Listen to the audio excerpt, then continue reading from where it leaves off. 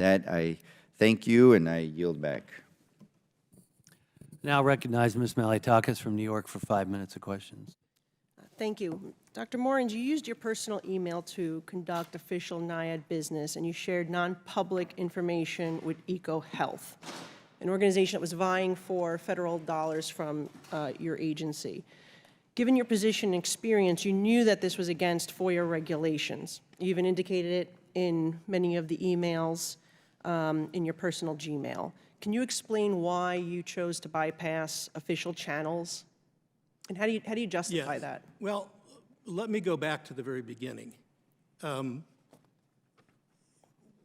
early 2020, Peter Daszak, who's been a personal friend of mine for almost 20 years, I've had government interactions with him that would be on my NIH email, but almost all my interactions with him for years have been personal, as a friend. And suddenly he was getting death threats, credible death threats, and his wife and his 2 daughters are getting credible death threats.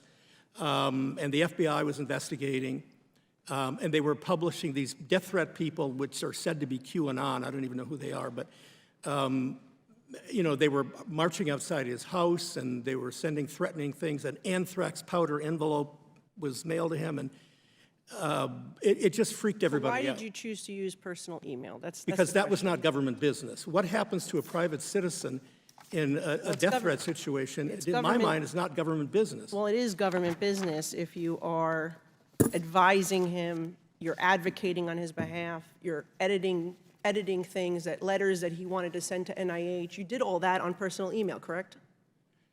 I don't remember, but if I did, I shouldn't have done that. That's wrong. It is wrong, and that's why we're asking the question, because you were using it for official business, and that's what we're trying to understand why. Why were you trying to hide this from members of Congress, from the government, from the public? Should it have been a freedom of information law? It does seem that you have a very cozy relationship with Peter Daszak. You indicated that he was a good friend.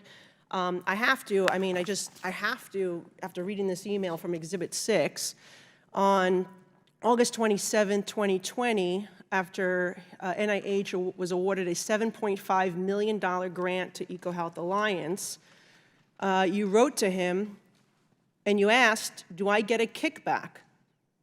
Too much fooking, F-O-O-K-I-N-G, money. Do you deserve it all? Question mark. Let's discuss. Would you like to explain?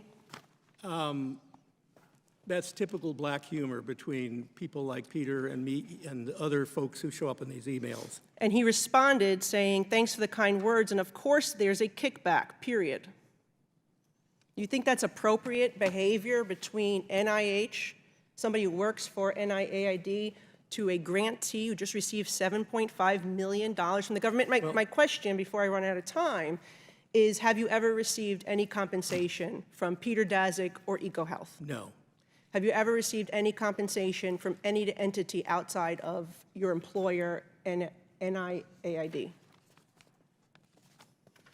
It depends. I don't know what the definition of compensation is. Well, have you ever received any money? I get a pension. Okay, you have a pension, not government related. I'm asking specifically, because you have to ask that question when you put it in writing, asking him for a kickback. Well, you know, there's 2 parts to your question. Let me answer.